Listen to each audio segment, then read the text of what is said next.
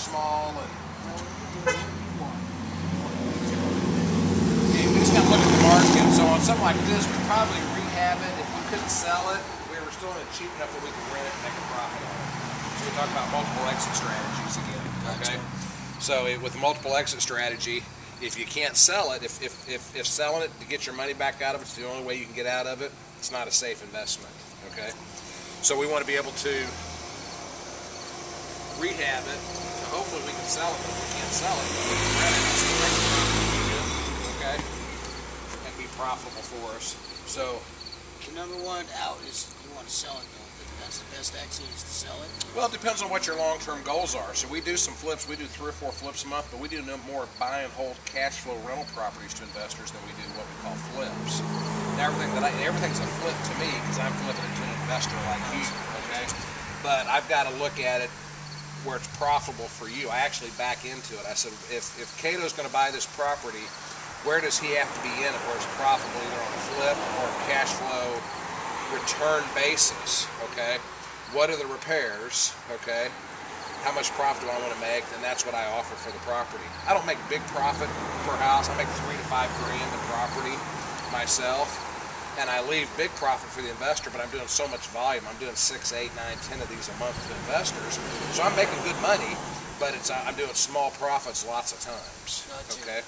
Because if you're not profitable, number one, you're not going to buy any more from me. You're not going to refer me to other people. And again, 80% of my business is repeat buyers that have bought, done well, buy more from me, or they refer me to other people. Or like a new client like you comes in and says, Dan, how do I know you're the real deal? Well, here's 30 references. Call all these people, call my title company. And they're all like, no, Dan kicks ass. Does everything work out every time? I'd be a liar if I said, oh no, you never have any problems, you make a ton of money, blah, blah, blah. It's still real estate, you're still dealing with tenants and toilets.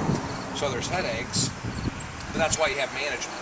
So that's why we're the full package. We take care of you on the back side too, so you just collect rent. And when we factor in, you want to factor in not just, you know, my payment at the bank's $300, I'm getting $700 a month, I'm making $400 a month. You're not, because we take a management fee out of that, $70. You've got insurance, you've got taxes, and you need to figure in some vacancy and maintenance rates. We tell you to figure in 10% a month for vacancy and maintenance and calculate those in the returns, because eventually you're going to have to fix something. Eventually somebody's going to move out, you're going to collect no rent. So you have to factor in all these potential costs too and make sure it's still profitable. Okay? The guys that tell you, oh, you're going to make 30% on your return, and all they're doing is calculating your payment, management, and how much rent you're collecting, they're lying, because it's not 100% occupied the whole time you own it. You don't ever not have. There's always maintenance. They're always flushing G.I. Joe down the toilet, or busting a window, or a circuit board goes out on the furnace, or there's always something, So you got to calculate those risks in there, and everything we do is based on risk and return. So like in the high-risk urban core neighborhoods, we got to have a huge return on those because you got a lot higher chance for vandalism, theft, vacancy, bad tenants, etc. Okay.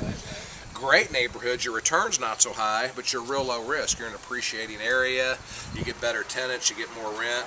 So overall, your high return, high risk properties probably equal out to your low return, low risk properties because you've had almost zero loss on the low risk stuff and you've had higher loss on the high risk stuff. So over a 5-year span, it probably evens out.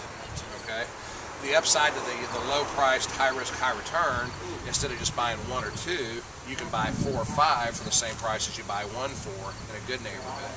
So now you can offset risk with multiple properties. If you can only afford to buy, if you only had $100 grand to spend, do you want $100,000 property that brings in $1,000 a month, or do you want 5 $20,000 or 4 $24,000 properties that bring in $2,400 a month? Your risk is higher, but if one goes vacant, you still got 3 or 4 being rented out that are cash flow. So that's all the stuff we got to take into consideration and figure out, what you're trying to accomplish, okay, and what you're comfortable with. Very interesting. Yeah.